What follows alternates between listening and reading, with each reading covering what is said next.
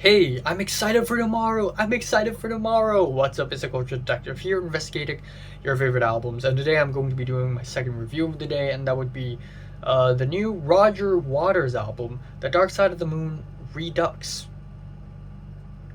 Yeah, so let me give you guys a little bit of context here. Roger Waters is a band member and one of the most famous musicians, and is part or was part of the legendary rock band Pink Floyd, one of the most influential and well known English prog rock bands from the 1970s. Like 3-4 years ago, I even did a series on this channel where I reviewed uh, I think all the Pink Floyd albums. Yeah, I reviewed all of them. I went through their entire discography. So obviously Pink Floyd has been a huge part of my life as well. Ever since I was in my early teen years, I've been listening to their music. Echoes is freaking fantastic. Shine On You, Crazy Diamond is one of my favorites. The Wall is an amazing album, and I just really liked Pink Floyd when I was an early teenager. And so the Dark Side of the Moon is, I mean, even if you haven't heard of this album, at least you've seen this album cover. It's everywhere. And because it is a classic, it is an album released in 1973. It is one of the greatest rock albums of all times. Very ingenious use of electronic music. It's experimental. It's very advanced. It's very forward thinking than many other rock albums of that era. It also has a lot of great messages and great themes and great lyrics. David Gilmour is amazing on the guitars as well, and Roger Waters provides some great lyrics and great vocals as well.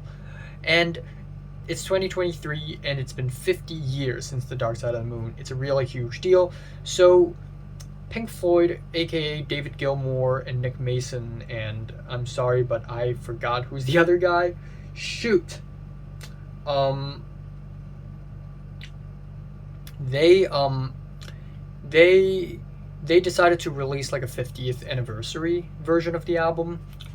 But Roger Waters, oh no, Roger Waters gonna do something else. Roger Waters is gonna do a cover of the album instead. Now, to give you even more context, during the 70s, Pink Floyd has released 4 classics. The quadruple attack, Dark Side of the Moon in 1973, Wish You Were Here on 75, Animals in 77, and The Wall in 79. 4 of these albums are 10s out of 10s in my opinion, but right after The Wall, they released the final cut, which is sort of like an extra album, supplementary album to The Wall, and this is where the band relationship starts to turn sour, because Roger Waters is becoming more and more controlling of the work, and he's been clashing more and more with David Gilmour. So at some point, Roger Waters just decided to drop out after the final cut. So after that point, during the 80s, Roger Waters is out of the band. And so Roger Waters and David Gilmour has never really seen eye to eye, except for that one reunion live show they did in the mid 2000s. But Roger Waters in the last few years have not been making that much great music, and instead he has a lot of weird takes on Taiwan and Ukraine, which doesn't really look well on him. But anyways, back to this album. Yeah, Roger Waters' cover of The Dark Side of the Moon is not good, unfortunately, because essentially what he does is that he turns all of the tracks and make them very slow, and just narrate over them with this breathy voice, and it just makes the album worse. Like, who'd have thought that the person who is going to top, or I guess bottom, Nostalgia Critic for making the worst Pink Floyd cover album is Roger Waters himself. And yeah, he tries to reinforce the concepts on this album, but he just tries so freaking hard to sound epic and cinematic, and sometimes evil and sinister. He just tries so hard, and it just doesn't work, man.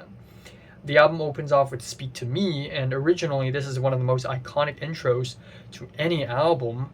But no, he decides to narrate over it with some epic lyrics, all aboard the American tour. And it just ruins it. The original track has the simple heartbeats and the sound effects, and it builds up incredibly smoothly into Breathe to Me, a legendary song transition.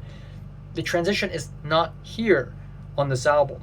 On the track Breathe, the original is sweet and refreshing, but this new version is just, again, he does this slow narration, and it's so dreary, and it's so breathy, and it's so epic, and it just kind of ruins the track. Thankfully, he starts to sing, but his singing voice just sounds like it's on the verge of crumbling. I'm sorry, but time didn't treat his voice that well. And then there are other moments where the narration ruins the track on the album, like the track On the Run, which is originally a very busy, bustly electronic cacophony, which is A, very new and refreshing for a track that came out of the 70s, B, perfectly portrays the busy, bustly, capitalist American life. And here, Roger Waters does not achieve either of those things. Instead, he starts off the track by talking about his day like it's a diary entry or something. Today, I woke from a dream. It was a revelation, almost Patmosian, whatever that means. And then even worse, the biggest sin is the track Great Gig in the Sky, which, if you can recall, originally is a track that has stargazing epic vocals, but the vocals are completely gone on this track. They're just zero. Instead, it's just turned into another chapter in an audiobook where Roger Waters recalls some of his memories with American poet Donald Hall, who passed away. And I get the sentiment, but you don't have to do it over what is already a legendary track. You don't have to do it. And also lyrics, I stayed in touch with Kendall. She lived a couple 100 yards down the road from the farmhouse. Like, what does that have to do with anything? So yeah, not very impressive. Then other legendary tracks include Time, which doesn't have the same ferocity and the cerebralness of the original. David Gilmour's legendary guitar solo is reduced to nothing. And then Money,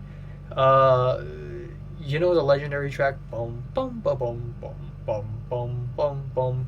Now it's ultra slow and reverbed. Not reverb, but you know, it just sounds like it's trying to do that shit. At least he didn't add anything lyrically, but still, it just tries so hard to be evil. Welcome to hell. No, I mean welcome to the rooftop. Us and Them has lyrics that sort of echoes like us, us, us, us, us, and them, them. But instead of feeling like vocals, it just sounds like him repeating words, so it's just kind of funny. And then Any Color You Like. Surely they can't mess this track up because it's just a cool laid back jazzy prog rock instrumental track. But no, we have more narration. So that's ruined. And then the album ends off with Brain Damage and Eclipse. Again, legendary songs that are also kind of inspired by early Pink Floyd member Syd Barrett. But again, Roger Waters just doesn't capture the finality or anything with this track at all. So yeah, Roger Waters' cover of this album is kind of atrocious. It ruins the entire album with epic ass narration that just doesn't work at all. The instrumentals are lame, and it's just a very, very dumb decision to remake this album, I guess. Like, make something new. Like, please. So yeah, I'm feeling a light 2 out of 10. Yeah, that's right. This is real music. None of the hippity hippity hippity hop rap music that kids listen to nowadays. I thought you liked trap rap. I mean, a man grows. Okay. Thanks for watching.